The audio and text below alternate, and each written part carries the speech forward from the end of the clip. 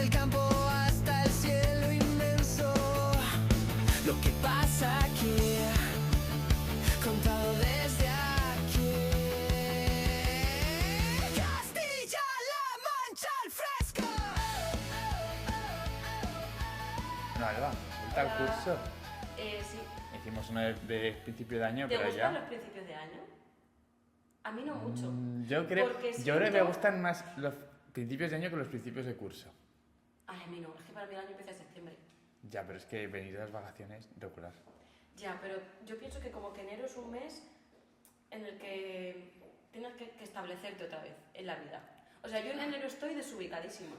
Y no sé por qué. Yo en septiembre, No en lo septiembre entiendo. voy súper... No, para mí septiembre es el comienzo de verdad. O sea, tú vuelves y dices, ahora sí. En enero vuelves y Pero en enero vuelves, tienes regalos, tienes... no sé, bueno, el empacho de la comida. es que por eso volver fatal. Nada. Yo vuelvo desubicada. Pero bueno, Estoy desubicada. ¿y qué tal estos días de Navidad, los últimos? Bien. Estos últimos días muy bien. He cogido un resfriado tremendo. Yo es que como ya pillé la gripe ya se me Pillaste pasa. una gripe Una gripe increíble. increíble además. Pero bien, ¿qué te han traído los reyes? Pues ropa, se ve que necesitaba algo de Es que ropa. Te estaba viendo Sí. en el podcast que has repetido outfit. Ya, ¿Ni una vez? una vez. Una vez. Una vez que yo me di cuenta. ¿Y qué más? Hay un libro sobre el problema, políticas de vivienda ¿Y y te has así. autorregalado algo?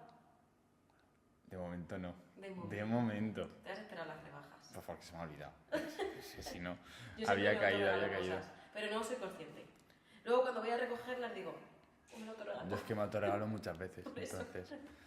Pero También bueno, nos han traído esto. es verdad. Antes Buenísimas. teníamos botellas, ahora tenemos tazas. ¿Cuál es mi cámara? Las tazas. ¿Qué os gusta más? ¿La botella o la taza? Yo diría las tazas. A mí la botella. Ay, me gusta. Creo que es más práctica, de hecho, porque con la taza Eso no sí, puedes es ir por la verdad. calle. Eso sí es verdad. Aunque me Eso gustaría sí. muchísimo ir con la taza por la Ya, calle. te imaginas, sería divertidísimo. Castilla-La Mancha al fresco.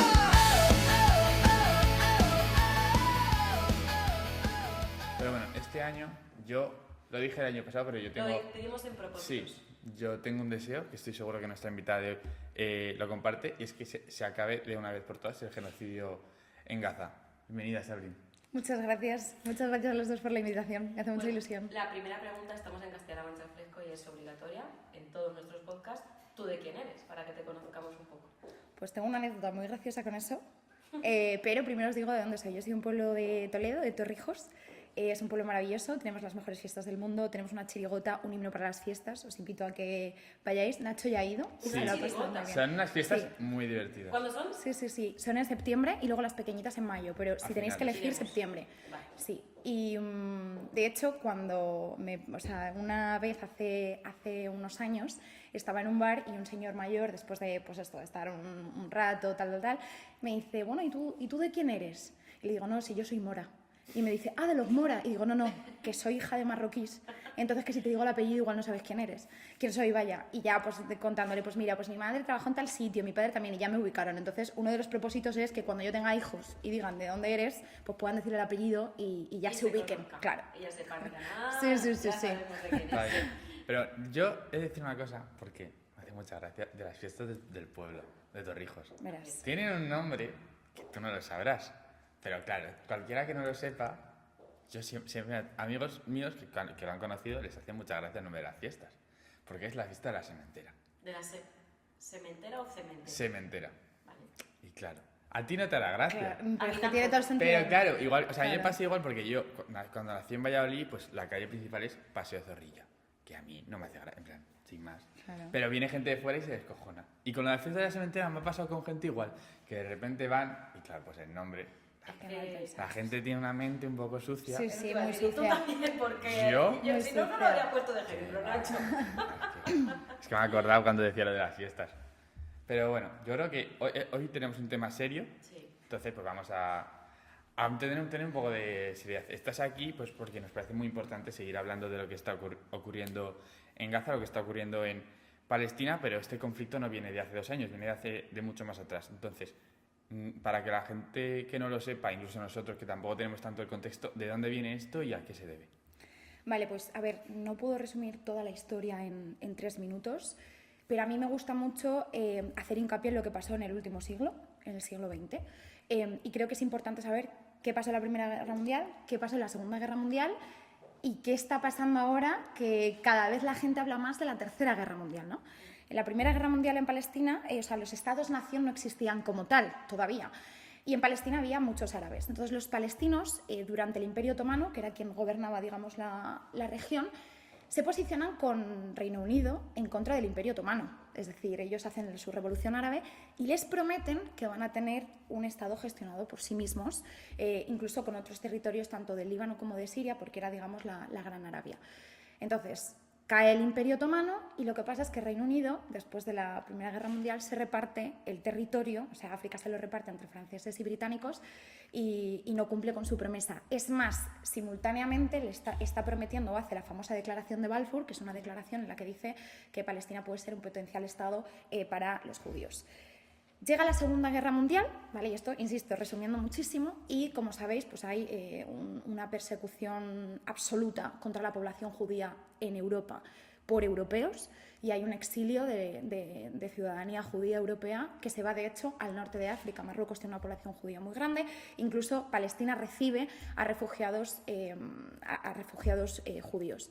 Después de la Segunda Guerra Mundial se busca un lugar para los judíos y se decide, después de mucha dicotomía entre elegir Uganda, Argentina o elegir Palestina, que va a ser el Estado, o sea, que va a estar dentro del territorio de Palestina. Entonces, en el 1948 se establece el Estado de Israel y a partir de ahí empieza, digamos, empieza una serie de acontecimientos que van a ir a peor en el sentido de va a aumentar la resistencia por parte de la población palestina de determinados territorios. Hay un exilio de 700.000 personas que dejan incluso sus llaves porque ya no tienen ese derecho a volver a sus propias casas. Va a haber, en el progreso, evidentemente, hay conversaciones entre ambas partes, pero nunca se llega, incluso después de los acuerdos de Oslo, a un Estado independiente de Palestina. Y luego pues pasan muchas cosas, pues como por ejemplo la ocupación sistemática que ha tenido Israel del territorio específicamente establecido por Naciones Unidas. Se condenan las ocupaciones, hay un auge de la violencia incluso de los países colindantes. Es decir, esto va a más, un éxodo de refugiados, y luego también se establece un sistema de apartheid que diferencia entre los palestinos y los israelíes. Pero de hecho, o sea, es decir, hay palestinos que son cristianos, hay palestinos que son también judíos y pasa a la inversa, ¿no? Entonces se establece un poco ese sistema. En el 2023, y como más cercano, a mí me parece significativo pensar que esto, o sea, es decir, justo antes de los terribles atentados de Hamas del 7 de octubre, en el 2023 sucede una cosa, y es que fue el año con mayor número de muertos en Cisjordania por parte de Israel, y eso es gravísimo. Y además hay una inestabilidad muy grande dentro de Israel, porque Netanyahu ha gobernado 17 años Israel, no consecutivos, pero es el gobierno más extremista de la historia. Hay un pacto con diferentes grupos políticos, se repitieron las elecciones 5 veces y además Netanyahu estaba en una situación muy delicada porque hizo una reforma judicial en la que el pueblo se le vino en contra. Además está condenado, bueno, no condenado, está investigado por malversación, por tráfico de influencias, tiene además un juicio simultáneamente. Entonces, bueno, lo que quiero decir es que es un conflicto histórico muy grande que nace un poco con ese origen, y el problema que ha habido es que la ocupación sistemática del gobierno de Israel de territorios pues ha dificultado muchísimo el derecho legítimo a la autodeterminación del Estado de Palestina. Antes de seguir un poco con la entrevista, has mencionado antes Cisjordania. Yo creo que también es importante que la gente sepa que el territorio que controla lo que es pues, la autoridad palestina está separado, que por un lado tenemos Gaza, por otro Cisjordania, etcétera. Pues sí. Puedes... Sí, no, eso es importantísimo. O sea, es decir, a lo largo o sea, después de las fronteras del 67, después de los acuerdos de Oslo, digamos que en el territorio el territorio Israel-Palestina ha ido cambiando a lo largo del tiempo. Sin entrar a los detalles, o sea, ahora mismo Palestina está dividida entre Gaza, que es la franja de Gaza, y entre Cisjordania.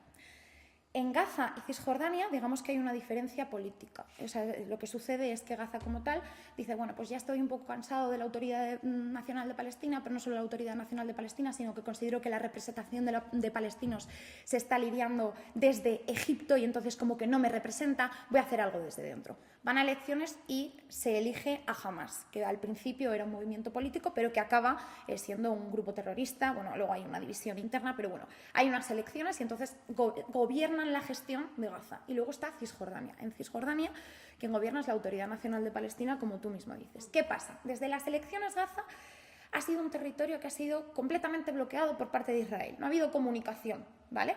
Y en Cisjordania está la Autoridad Nacional de Palestina.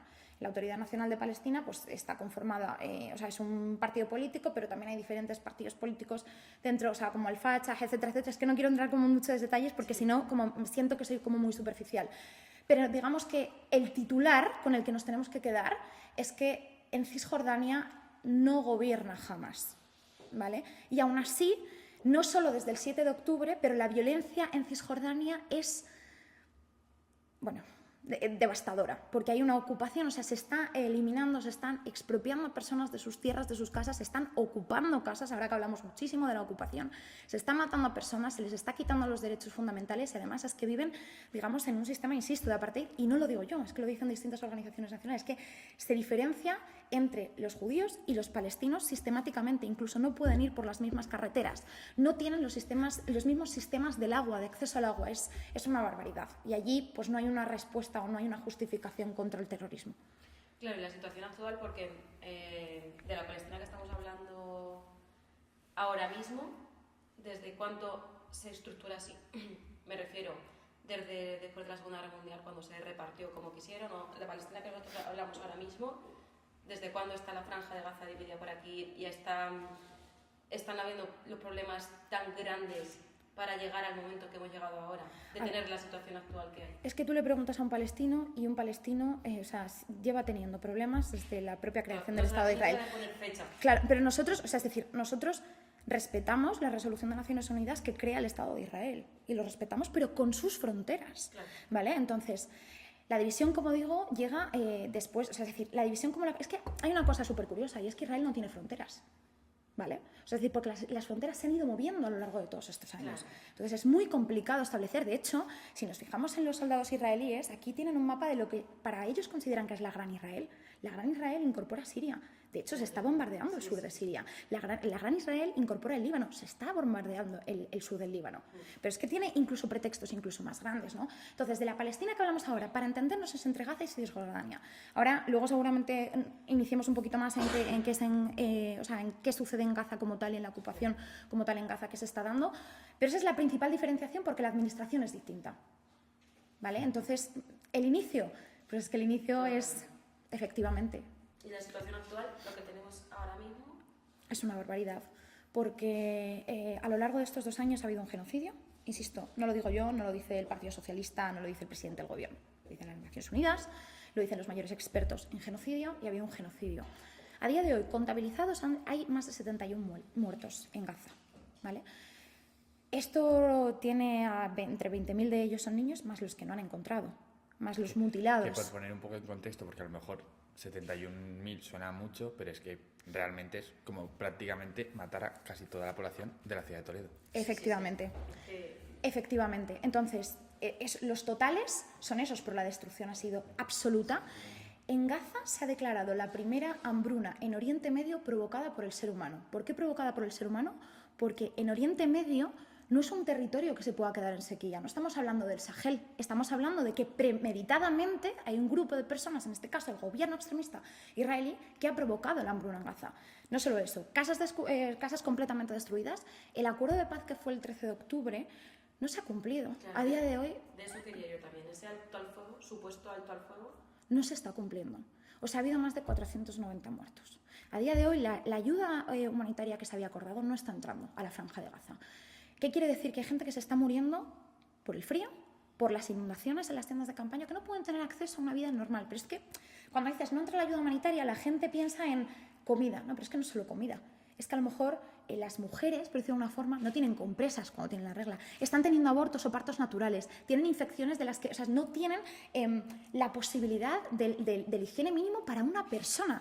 Entonces, esa es la situación actual, pero va a más. Por ejemplo, en Gaza está prohibida la entrada de periodistas internacionales. Un periodista español no puede entrar a Gaza. No se puede, o sea, el mayor número de asesinados de trabajadores humanitarios se ha dado en Gaza durante este tiempo.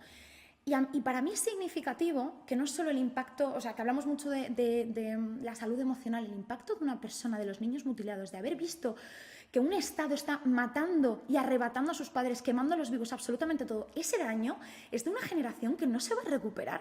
A mí cuando salen en las noticias hay gente que incluso dice, no, es que el muerto es un muñeco.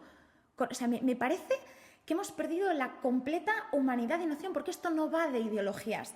Y hay una cosa muy significativa. En cualquier conflicto o en cualquier guerra, la justicia es fundamental.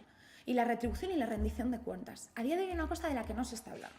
Estados Unidos está sancionando a la Corte Penal Internacional. ¿Qué quiere decir? Que los jueces que están investigando, en este caso a Netanyahu, a sus ministros, por crímenes de guerra, que fueron los mismos que investigaron a los líderes terroristas o que llevaban a soldados, a niños soldados en África, la misma Corte está siendo penada por un país que consideramos que es democrático, para no investigar lo que está sucediendo con Netanyahu. Un ejemplo muy básico.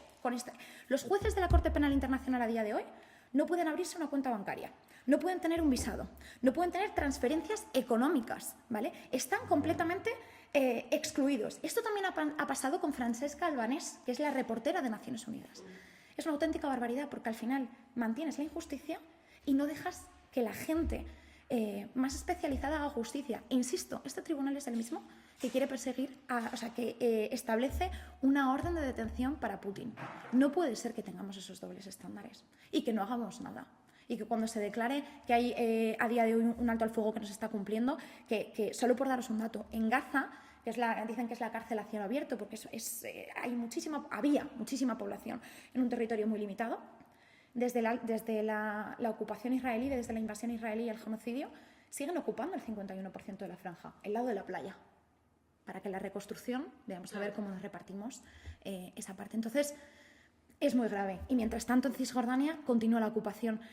Hay un problema muy grande con los colonos israelíes, que para quien no lo sepa, muchos de ellos son europeos, que llevan el discurso supremacista hasta un punto que se creen capaces de ocupar las casas de los demás simultáneamente y de forma paralela que el gobierno israelí está otorgando casas y terrenos de los palestinos a esas mismas personas. Es decir, legitima la violencia más extrema de los más supremacistas. Y de hecho, si nos vamos a algunos discursos que a mí me aterrorizan de la extrema derecha de Israel, si tú vas al discurso, es que llaman a matar en nombre de Dios. Y no somos antisemitas. Hay muchísimos judíos que se han ido de Israel desde que gobierna Netanyahu, que está en contra.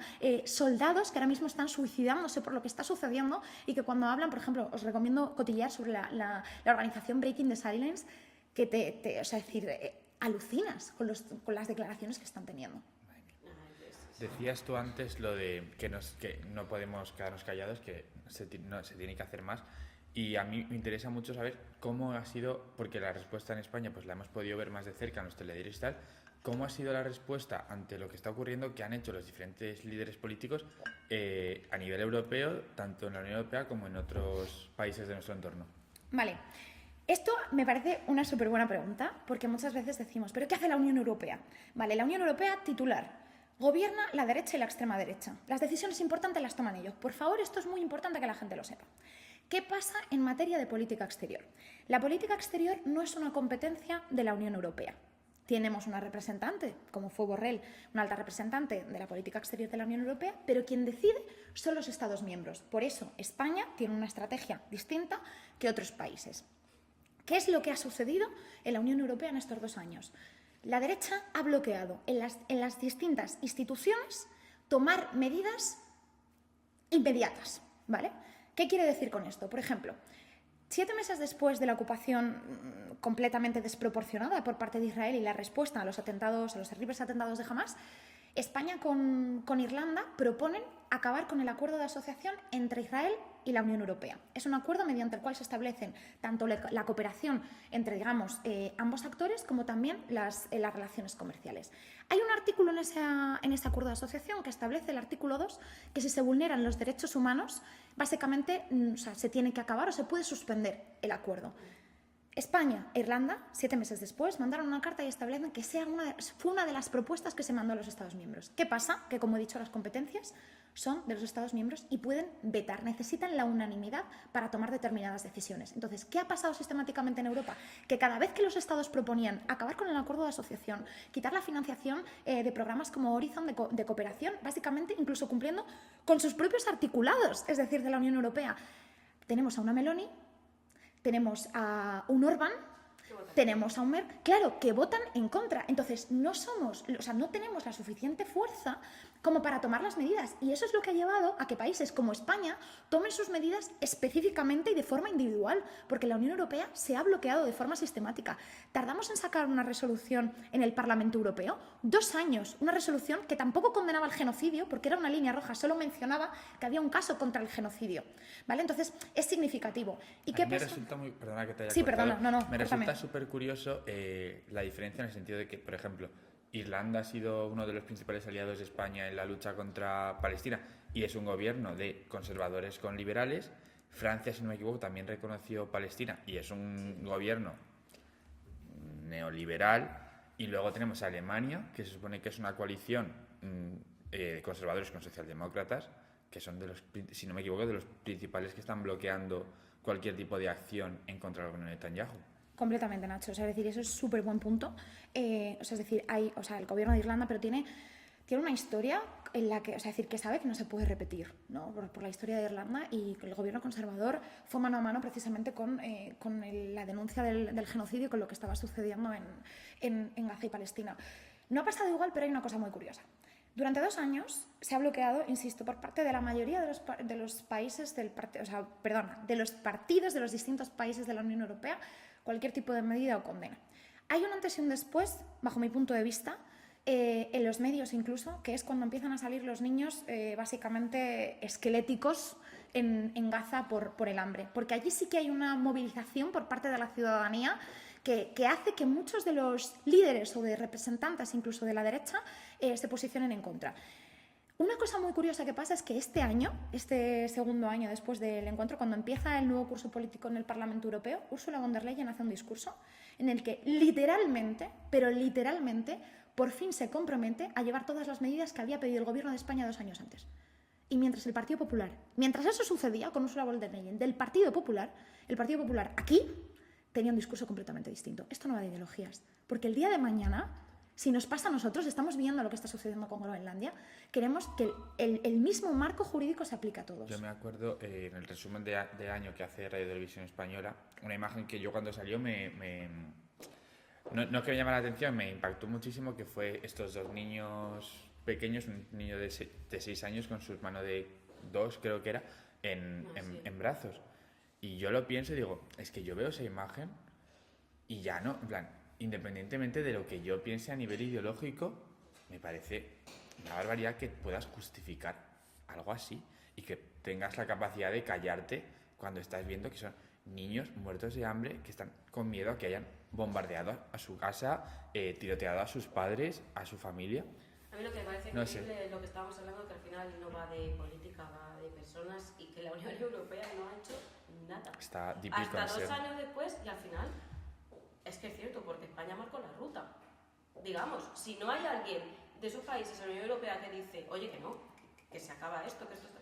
Yo creo que de las cosas que más orgullosos nos podemos sentir como españoles es en algo así, que yo creo que es de humanidad, que el gobierno de España, ya no simplemente el gobierno, sino pues los movimientos sociales, gran parte de la política, el gobierno también, hayan marcado el paso de, oye, no, esto no puede ser, esto es un genocidio.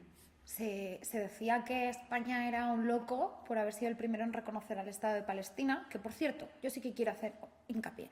Reconocer al Estado de Palestina es un derecho del pueblo palestino. No es una sanción a Israel por sus acciones. Entonces no es suficiente. Entonces, cuando reconoce España el Estado de Palestina en un momento que fue en mayo del año pasado, en el que se jugaba mucho políticamente, en el que fue valiente, unos meses después vinieron los demás, vinieron Reino Unido, vinieron Francia, vinieron Canadá, vinieron, es decir, Japón, es decir, vinieron muchos países detrás de esa iniciativa. Pero no solo eso, porque tanto la Corte Internacional de Justicia siempre ha dicho que la ocupación, por ejemplo, es decir, que los Estados miembros que son facilitadores de la ocupación y que tiene que haber medidas más allá de eso, incluso para parar el genocidio, las Naciones Unidas ha llamado a la responsabilidad por parte de los Estados. España sale a finales del año, bueno, a principios de este curso político también, con el resto de las sanciones, es decir, ya no comerciamos con territorios ocupados en Palestina, están los códigos postales de los territorios con los que se puede comerciar o no, tenemos las mismas sanciones que se han establecido por parte de la Corte Penal Internacional. Mi mensaje al final es, oye, no solo basta con reconocer al Estado de Palestina, sino que también tenemos que ir más allá y conforme a nuestra responsabilidad. Y una última cosa que sí me parece justa decir por parte de la Unión Europea. La Unión Europea políticamente no será un jugador, como dicen, not a good player, but a good payer. En plan, es muy buen pagador. En el sentido de que puede que políticamente no haya tenido los los posicionamientos que nos hubieran gustado, pero a día de hoy es el mayor financiador de la Autoridad Nacional de Palestina. Y es muy importante decir también que el apoyo financiero que se está dando a la reconstrucción, cuando venga, porque es que ahora mismo Israel no reconoce, cuando se le pregunta por el derecho de la autodeterminación del pueblo palestino y del Estado, rehúye un poco esa pregunta, ¿no? Pero creo que es importante también ponerlo en valor.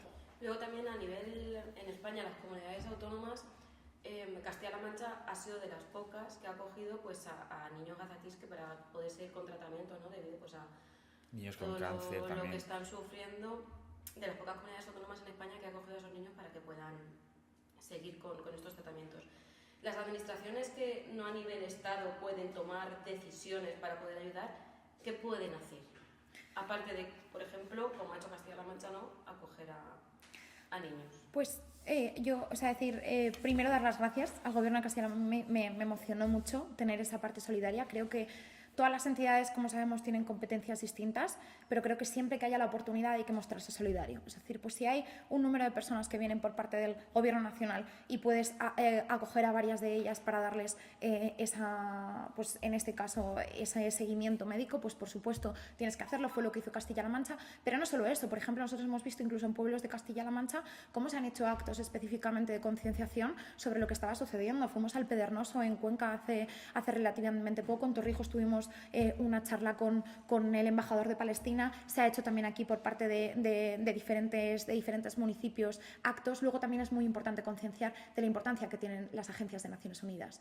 Llamar a la gente a que participe, a que financie la UNRWA. La UNRWA ha tenido una trayectoria de difamación en la que se le relacionaba con el terrorismo acojonante. UNRWA es la agencia de la ONU para Palestina. Sí, perdonad que sí hablo como... Pero en plan, efectivamente, entonces lleva históricamente desde la creación del Estado de Israel aportando ayuda a los refugiados palestinos. Se fue en contra de ellos diciendo que había relaciones por parte del terrorismo que eran falsas. 18 países perdieron la financiación, la quitaron, España no fue uno de ellos, y posteriormente la reanudó. Creo que tenemos que decir a las personas que participen, que también ayuden a las agencias de Naciones Unidas, que las Naciones Unidas también reconocieron al Estado de Israel, que no puede ser que ahora las Naciones Unidas sean el enemigo, por favor. Entonces, y creo que también las entidades, desde los institutos, desde las universidades, solidarizarnos, porque al final nuestra voz es importantísima, que acabar con el algoritmo, porque hay periodistas que han sido asesinados en Palestina que se han borrado, o sea, es decir, Meta ha borrado sus cuentas,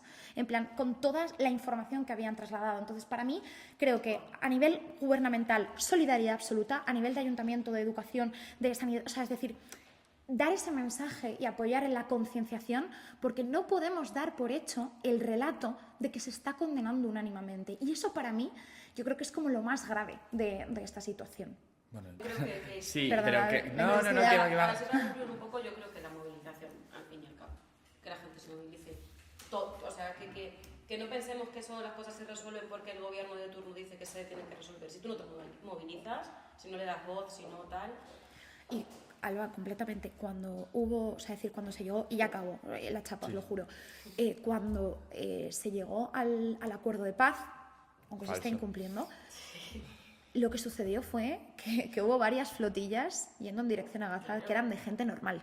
Lo que sucedió es que después de ir a por la flotilla, las capitales europeas estaban abarrotadas. Se rompió un algoritmo, se rompió la cámara de eco. Y entonces el poder que tienen las personas yéndose a la vuelta ciclista, acabando con la participación en Eurovisión, es acojonante. Porque no hay nada más importante que denunciar públicamente la masacre de un Estado de extrema derecha, de un gobierno de extrema derecha. Porque, insisto, no toda la población israelí es así. Y si nos empujan los gobiernos, al final los gobiernos no actúan. Y se Completamente. empujan así. O sea, ¿te puede parecer una tontería que España no vaya a Eurovisión por culpa de Israel? Pues no lo es. No lo es. Importantísimo. O Sí. sea, para mí me parece importantísimo. Y sobre todo cuando no va Rusia, por Dios. O sea, ¿En qué momento estamos? O sea, dejamos de ser unos falsos. Claro. La doble O sea, vara de medir. Y efectivamente. Bielorrusia tampoco puede participar, te quiero decir, Efectivamente. y no ha bombardeado a nadie. Efectivamente. Pero bueno, creo que la charla ha Muy sido... fuerte, ha estado súper Yo útil. me tiraría aquí horas Sí, hablando. ha sido súper útil, yo creo Me que... que era lo cortan esto. el podcast. Ya, no. Pero bueno, para bajar un poco los Para conocerte un decibelios... poco más, porque sí. al final hemos entrado de lleno en el De tema lleno, sí. y no sabemos ni por qué nos está hablando de este tema, o sea, por qué sabe tanto de ello. Entonces, con estas preguntas quizá podemos adivinar un poco, ¿no? Sí, pero bueno, esto es nuestro test al fresco, que es un test Vale. rápido, Vale. que no es tan rápido. Me ha dicho que ha escuchado algo en Sí, a mí podcast. también me lo ha dicho. Sí, pero- es que he Ah, escuchado sí. Pero podcast. si te... Pero Las hemos preguntas cambiado las hemos preguntas. cambiado. Genial, genial, Ah, sí. habéis Hemos cambiado pillado. algunas. Sí. Venga, dale. Una película. Pues mira, como estamos hablando de Palestina, No Other Land es una película que habla de la ocupación, ganó un Nobel de la Paz y uno de los directores fue asesinado por el gobierno israelí. Y bueno, creo que es importante, además, el colono que lo asesinó está en la calle. Entonces, nada más. Y pasó antes del 7 de octubre, esa película. Qué bueno. Una canción. Entre poetas y presos. Temazo. Qué bueno. Sí, me la pongo a veces por las mañanas y estoy como Y el día dormilada. sale de otra manera. Sí, completamente. Lo que hace la música. Completamente. Un libro. Un libro, pues mira, cualquiera de Luz Gómez. Voy a enfocarlo a Palestina. Luz Gómez es una profesora que yo tuve, que es de la Universidad Autónoma de Madrid. Tiene varios enfocados a Palestina y también sobre el salafismo también, que es para diferenciar un poco entre el integrismo religioso y el islam. Entonces, también sobre los términos específicos que utilizamos en algunas ocasiones. Entonces, A mí eso es lo que más Leer a Luz difícil me Gómez. resulta. Pues- Que creo que nos cuesta mucho, no a mí, o sea, creo que a toda la sociedad en general, ponerle el nombre correcto. completamente. A todo, porque es, o sea, para mí cuando se empezó a hablar mucho más de Palestina de lo que se hablaba por octubre del 2023 y tal, me costaba mucho en plan, vale, pero voy a ponerle nombre a esto, a ver, vamos a ubicar las cosas. Yo creo que a todo el mundo, por eso cuando has contado, y yo te he insistido, pero ¿de dónde viene? Sí, Vamos a poner bien las cosas en su sitio porque la gente, yo creo que tiene un cacao todavía. Yo Sí. me leí un libro que de hecho me lo diste tú. te lo di yo, Que sí, no, dichas. sí, que se llama solo Palestina, Palestina, el libro. sí. Y aprendí mucho, la verdad. Es que yo creo que hay mucha desinformación en ese aspecto. Sí. Bueno, que nos vamos otra vez. Sí, Sí, sí. sí, perdona. ¿Qué sticker es el que más usas? Sticker en WhatsApp. Pues No lo vayas a decir un emoticono como alguno que ha pasado por aquí. no. Hay uno que me hace mucha gracia, que es una rata, como con un puño cerrado, en plan que pone rata prieta enfurecida, puño cerrado. Tío, no lo tengo. Entonces, Lo necesito. y es brutal, porque cuando estás como cabreado, pero no puedes decir nada o algo no sale, en plan, puedes decir, venga, no pasa nada, continuamos. Entonces, ese lo uso mucho. Que eso. Te lo voy a pedir después. Vale, yo luego te lo mando. ¿Qué palabra define tu generación? Em, Esta pregunta me encanta.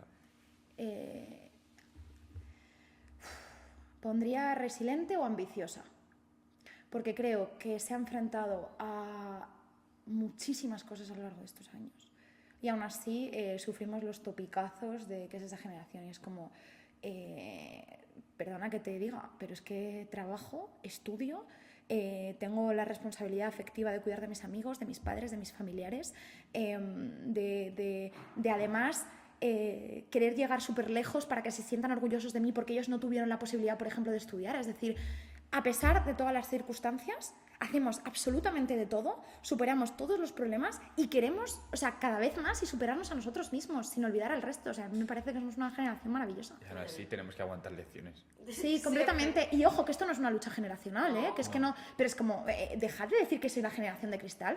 O sea, yo también tendré mis circunstancias, al igual que vosotros sufristeis por otra serie de razones, ¿no? Totalmente. Entonces, ¿Cuál es tu expresión favorita de Castilla-La Mancha? mi expresión favorito, Sí. anda bolo. Anda bolo, Qué toledano, por favor. anda bolo.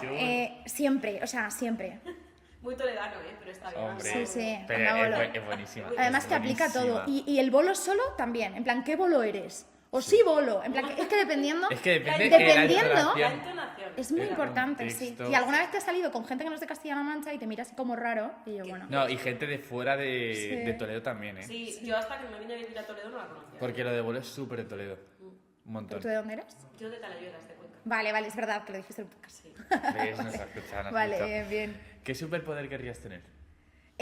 Pues lo tengo clarísimo, el teletransporte. Decir, Creo que gana por mayoría absoluta el teletransporte. estoy Sí. en esa... En esta ¿Lo han dicho democracia, más? Yo lo dije. Sí. No sé quién más lo dijo. Pues Yo no. Pero sin duda. se ahorra mucho tiempo, o sea, tú imagínate desaparecer y aparecer en Maldivas. Donde quieras. O donde en- quieras. Sí. Justo Y lo que te ahorrarías. Lo en el poco trabajo, que ¿sabes? caminarías. Eso es. El mejor sigue siendo el de Tita.